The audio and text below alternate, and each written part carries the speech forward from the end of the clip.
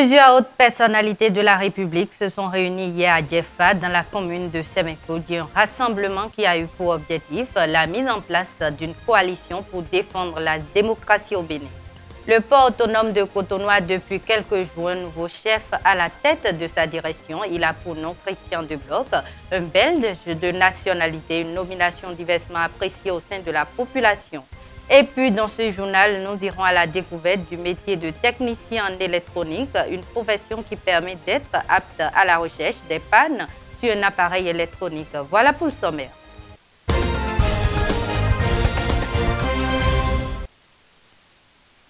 Mesdames, Messieurs, bonjour et bienvenue à tous. Pour le démarrage de cette édition, retrouvons en direct de Cotonou Latifou Bouni. Bonjour Latifou.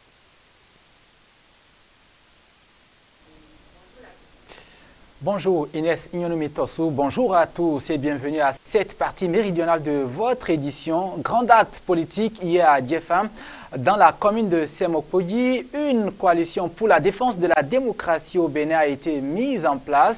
Ces géniteurs ont sanctionné sa naissance par la présentation d'une déclaration commune. Plusieurs autres personnalités de la République étaient présentes à ce premier acte de cette coalition politique. Le reportage, Emmanuel Odilon Koukoubou, Lazare Unza.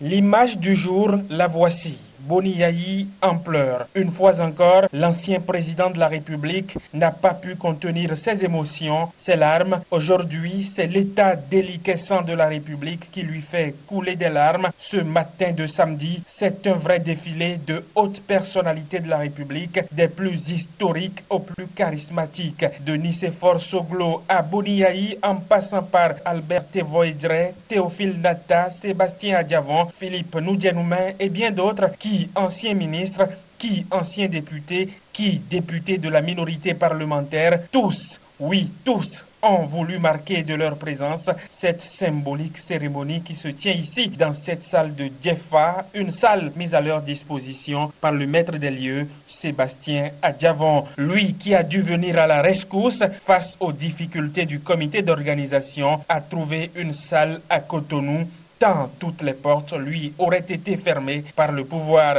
L'objectif de la séance du jour, c'est la défense des acquis démocratiques, des acquis aujourd'hui foulés aux pieds par le pouvoir de Patrice Talon qui enchaîne violation de la Constitution et mépris des décisions de la Cour constitutionnelle. Dans cette salle, l'hymne national a retenti 2 fois pour marquer un non sans réserve à cette situation, le nom de personnalités aux origines diverses et aux précédents conflictuels à la déconstruction de l'état de droit. Une coalition est mise en place pour la cause, la coalition pour la défense de la démocratie au Bénin. Il est inconcevable donc que ce peuple puisse accepter le piétinement quotidien et arrogant des libertés fondamentales et élémentaires.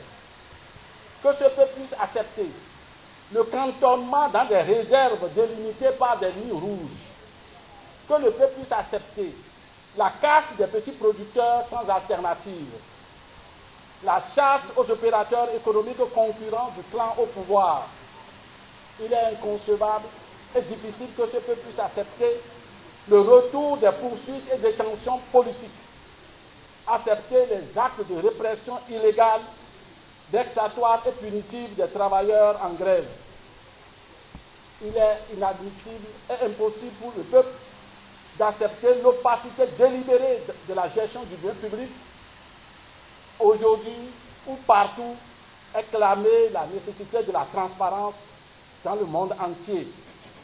Il est impossible que le vaillant peuple puisse accepter l'accaparement des ressources vitales du pays par le clan au pouvoir et enfin et surtout accepte la destruction de l'architecture démocratique, institutionnelle et constitutionnelle du pays. En dehors de la Constitution, en dehors de la Constitution, hors de la Constitution, point de salut, c'est le slogan qui réchauffe la salle. Une déclaration lue par le député Basile Rossi dévoile les intentions de la coalition. Les exigences sont claires, la menace est limpide, la détermination sans embâche. Nous demandons au président de la République de prendre la mesure de ces choses et de faire installer sans délai le COS-LEPI conformément aux décisions de la Cour constitutionnelle, de faire procéder à un audit préalable de cette LEPI en vue des élections législatives et présidentielles constitutionnelles qui sont insusceptibles de report, de redonner la parole au peuple en convoquant d'urgence une assise nationale des forces vives en vue de redéfinir de nouvelles bases consensuelles de gouvernance du Bénin. En cas de non-satisfaction des exigences, le peuple béninois, maître unique de sa souveraineté, sera invité à prendre ses responsabilités conformément à la Constitution. Oui, c'est en respect de l'article 66 de cette Constitution qui stipule, citation, « En cas de coup de force quelconque, pour tout Béninois, désobéir et s'organiser pour faire échec à l'autorité illégitime constitue le plus sacré des droits et le plus impératif des devoirs. » Le plus sacré des droits et le plus impératif des devoirs dont cette partie du peuple ici représentée ne compte pas se dérober. Écho du Palais des gouverneurs à présent avec la série des questions d'actualité. L'honorable Nouréni Tchadé en a posé 2 au gouvernement. Elles sont relatives, ces questions-là, au recrutement d'un mandataire pour la gestion du port autonome de Cotonou et au contrat de gestion du port par la société Port of Angers International. C'est le ministre des Infrastructures et des Transports, Sir Koti, qui a répondu aux questions de l'honorable député suivant. Quelle est la nature du contrat qui lie le gouvernement béninois à la société Port of Angers International? Fournit copie du dit contrat à la représentation nationale. Le contrat qui lie le mandataire Port d'Anvers International et l'État du Bénin, représenté par le ministère des Infrastructures et des Transports et le port autonome de Cotonou, est un contrat de service. Il est établi conformément à la législation en vigueur en République du Bénin et ne viole aucun accord international auquel le Bénin est partie. La représentation nationale veut savoir si la société PAI SA se substitue-t-elle au port autonome de Cotonou en ce qui concerne sa gestion? B. Sinon, comment se fera la cohabitation entre les 2 structures, une privée et l'autre publique? Le contrat qui lie l'État béninois à la société PAI est un contrat de mandat de gestion du port autonome de Cotonou. À travers ce contrat, le prestataire, la société PAI, apporte son expertise pour la gestion du port autonome de Cotonou conformément à son objet social. Il s'agit donc essentiellement d'un contrat de service par lequel le mandataire aura 2 rôles à jouer. Premièrement, gérer la société au regard de ses expériences et de son expertise pour en accroître les performances. Le mandataire assure exclusivement les fonctions relevant de direction générale d'une société. 2. Jouer le rôle d'assistance conseil à l'autorité portuaire pour ce qui concerne les activités régaliennes. Quels sont les avantages économiques et sociaux de ce contrat? Il en découlera, à terme, une augmentation substantielle des recettes portuaires et un renforcement soutenu de la compétitivité du port autonome de Cotonou. Par ailleurs, l'un des avantages de ce contrat est de favoriser le transfert de compétences à travers les multiples et diverses formations prévues au contrat de PAI et dont bénéficieront les agents du port autonome de Cotonou. Qu'en serait-il des emplois des travailleurs du port autonome de Cotonou? Il convient d'indiquer qu'il n'y aura pas d'incidence sur la convention collective de travail portant règlement général et statut du personnel du port autonome de Cotonou, de mars 2016 et qui régit actuellement le port autonome de Cotonou. Toutes les clauses de la dite convention collective seront rigoureusement respectées. Enfin, il faut souligner la dépolitisation de la gestion du port autonome de Cotonou. Monsieur le Président, ce qui désenchante tout Béninois qui a encore la fibre patriotique ou l'amour pour son pays dans ce contrat léonais est que celui-ci défavorise l'expertise nationale. Constatez vous-même, Monsieur le Président, le DG du port autonome de Cotonou est un blanc. Le DGA est un blanc. Faisons la différence avec le DGA des ports. Je parle bien du DGA du port autonome de Cotonou. C'est un Yogo. Le directeur commercial, un blanc. Le directeur d'exploitation, c'est un Yogo. Le directeur financier, un blanc. Le directeur des ressources humaines, un Yovo. Le commandant du port autonome de Cotonou, un Yovo. Il y a un 8e Yovo dont j'ignore le poste, mais tous prendront service le mercredi prochain. Monsieur le Président, Bianzin, le roi Bianzin serait retourné déjà 7 fois dans sa tombe et le roi Kaba, lui, serait en train de pleurer la nation béninoise. Je souhaite, Monsieur le Président, que tous mes collègues, tous, vous soutenez une résolution en vue de la création d'une commission d'enquête. Je vous remercie. Justement, parlant de cette nomination, plutôt pour être juste, c'est une nomination à la direction du port autonome de Cotonou d'un Belge ou des Belges de nationalité. Le directeur, son nom, Christian De Bloc, elle a suscité cette nomination-là et continue de susciter des remous et des débats au sein de la population. Suivez ici quelques avis. Non, en fait, c'est un phénomène qui, particulièrement moi, ça m'a étonné. Puisque dans ce pays, on avait appliqué et Jésus était candidat aux élections dans notre pays. Mais on avait critiqué que c'est un blanc ne peut pas diriger nous au Bénin. Mais pour cela, on avait choisi le pouvoir qui est en place maintenant. Mais aujourd'hui, nous voyons que la majorité des suites de notre pays maintenant, c'est dirigé par les blancs. Lorsqu'ils ont élu le président Patrice Talon, ça c'est au moment que le président Patrice Talon sait bien qu'on peut amener un plan pour gérer ce pays. Et avant, il dit que Lionel Sissou n'est pas béninois. Pourquoi il sait très bien que Lionel Sissou est béninois? Pourquoi il a dit que lui, il ne sait pas béninois? Et il a maintenant, là, il a envoyé une plan pour gérer ce pays. C'est pas bon. Et bon, quand j'ai entendu ça, là, je me suis demandé, mais pourquoi le port est dirigé par un blanc? Il a ses raisons. Les raisons pour lesquelles il a fait. Seulement s'il pouvait nous évoquer juste quelques-unes de ces raisons et pour nous apaiser, ce serait mieux. Là, nous, on va se calmer un peu, mais sans rien accru, bon, sans n'entendre rien.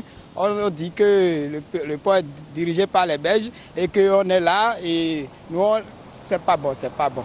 Et lorsque le chef d'État est venu, il a dit la compétence. Il a dit que le Bénin est une dizaine de compétences. Il a dit que la compétence nous manque dans certaines choses, dans beaucoup de choses. Tu sais que le Bénin, là, le port, là, c'est l'économie du Bénin, ça. C'est l'économie du Bénin. Je vous dis la vérité, messieurs les journalistes. C'est en ce port le ressource qui sort d'un port qu'on utilise pour donner ça pour les gens qui travaillent au Bénin. Et maintenant, le DG là, c'est un blanc. Le capitaine de la port, c'est un blanc. Il y a nos frères qui vont à l'extérieur, qui fréquentent à l'extérieur, qui ont des diplômes que le blanc. Bon, je ne sais pas quelle compétence qui va manquer dans notre pays aujourd'hui. Et on ne pas. Si les compétences manquent, pourquoi ils ont trouvé les ministres? C'est pas bon, c'est pas bon. C'est pas bon. Il y a les compétences au Bénin. Les compétences n'en manquent pas. C'est parce qu'il n'y a pas la volonté de certaines personnes. Au Bénin, on ne peut pas voir personne qui va diriger ce port. Moi, je peux diriger ce port. Pourquoi pas? Non, je vous dis la vérité. Non, c'est pas. On sait que même si c'est la mentalité qui compte. Parce que ces étrangers-là, ils ne peuvent, c'est pas qu'ils vont gérer le port éternellement. C'est pour nous donner certaines idées, certaines compétences pour que le port soit développé. Parce que aucun port n'est jamais géré comme ça. Aucun port n'est jamais géré comme aucun port du monde n'est jamais géré comme le port du Bénin. Là, c'est choquant, c'est triste et on ne sait quoi dire. Mais j'invite les autorités à divers niveaux. Effectivement, le président dirige, mais ce n'est pas seul le président qui dirige un pays. Il faudrait que les institutions de notre pays aussi qui pensent à ça et disent quelque chose par rapport à ces phénomènes. C'est qu'il faut qu'on mette fin à l'anarchie. Ouais, non. Parce que c'est une bonne chose. Parlons tourisme avec Gota Voyage et Royal Caribbean International qui ont fait découvrir aux Béninois un autre niveau de tourisme et une nouvelle forme d'aventure dont l'adhésion permettra d'avoir plus de plaisir à passer les vacances et par ricochet d'accroître les devises nationales. L'événement a eu lieu vendredi. Voir et commentaires Marouf Abiola Boussari, images et son Mesmer Gessi.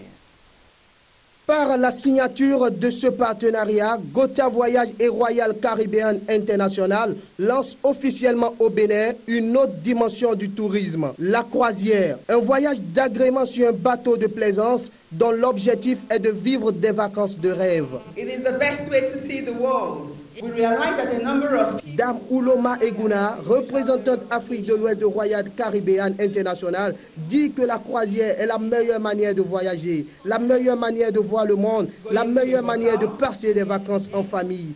Elle pense et elle avoue que les gens sont fatigués des vacances qu'on a l'habitude de prendre. Aller à l'hôtel, aller en promenade, voir les sites attractifs et revenir à l'hôtel. Alors, une nouvelle forme d'aventure est là aujourd'hui, la croisière. Elle pense et elle avoue également qu'il faut vivre quand on est encore en vie. Et pour cela, elle nous souhaite la bienvenue à bord des bateaux de croisière de Royal Caribbean International. On Royal Caribbean Cruise Line. Vivre, c'est que vous gagnez vous-même avant de partir. C'est vraiment une chose à expérimenter. Le Bénin ne dispose pas encore d'une ligne de croisière, d'où l'importance du partenariat avec Gota Voyage afin de permettre à ceux qui le désirent d'effectuer en toute quiétude leur croisière dans différents pays européens et américains. Il sera possible simplement depuis Cotonou ou depuis Lomé d'entrer en contact avec l'agence de voyage et le tour sera joué.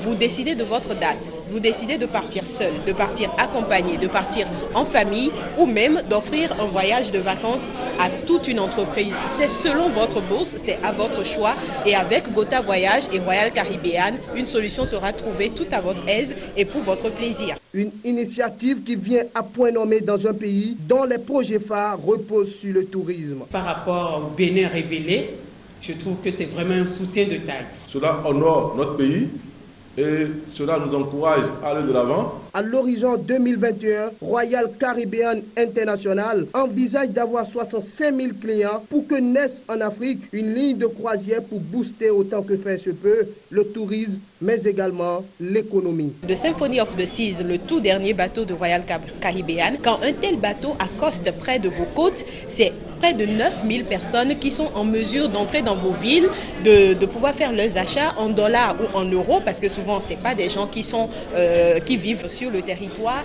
et ils sont capables d'aller dans vos boutiques parce qu'on permet à chaque fois qu'on fait des pauses dans des villes que les passagers puissent aller faire leurs courses. Donc c'est beaucoup d'avantages au plan économique. Gagnante du tirage au sort organisé pour la circonstance, Dame Nathanaël repart avec un billet de croisière et permet ainsi à son couple d'effectuer le voyage dit de rêve.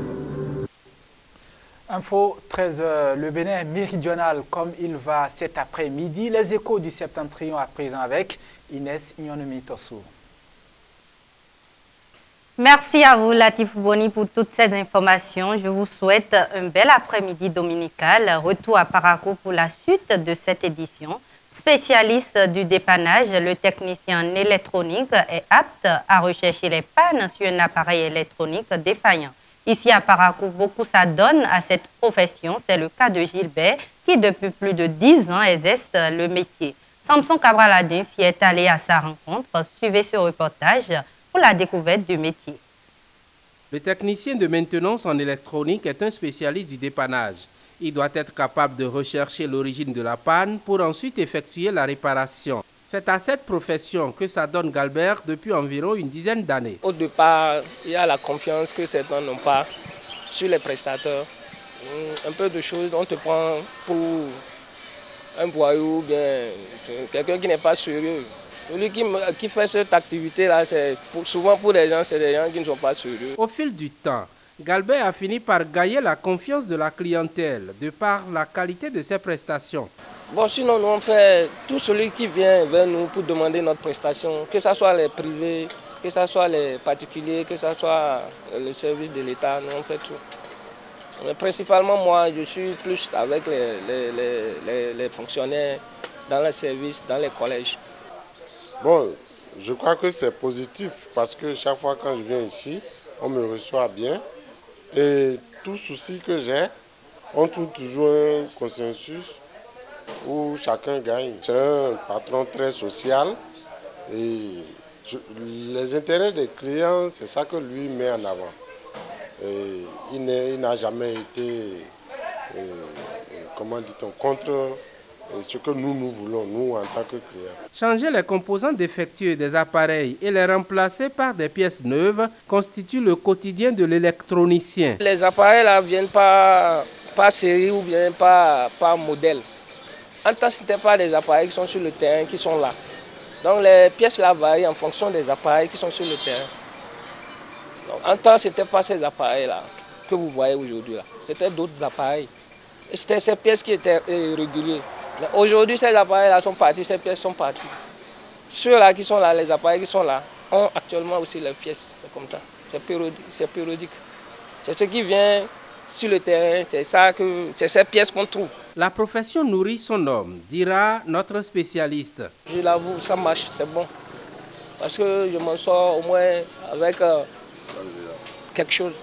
Et ça m'aide à garder ma famille. Moi, c'est ce que j'ai appris. Et c'est ça que je mange. On ne peut pas dire que ça ne nourrit pas son homme. Cependant, la nouvelle génération de jeunes n'attache pas du prix à la formation de qualité, bien qu'elle exprime le besoin. L'argent ayant pris le dessus. Oui, bon, beaucoup, les jeunes veulent.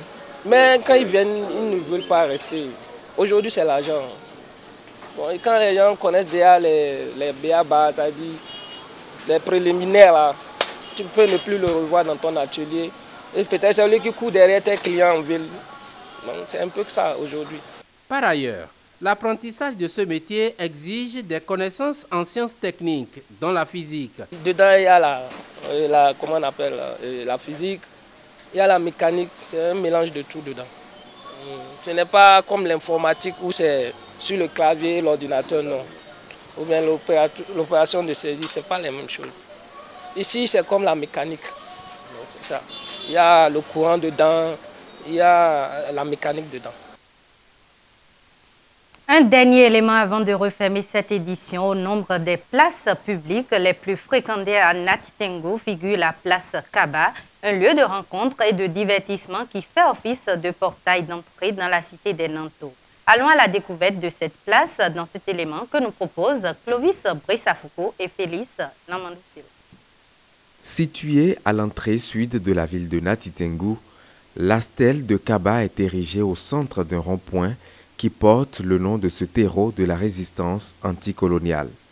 Au-delà de son caractère historique et muséal, la stèle de Kaba est aussi un espace de loisirs et de divertissement important pour les Natayais. Nous sommes ici au rond-point Kaba, le grand rond-point de Nati Tengu. Et ici, nous sommes venus se distraire. C'est un endroit public et tout le monde vient se réfugier ici pour prendre de l'air. Cette place a une très grande importance pour nous. Parce que ici, c'est le grand rond-point. Et c'est Kaba, quand nous venons, nous profitons pour regarder aussi Kaba. Et quand nous regardons ça, ça nous donne beaucoup d'idées.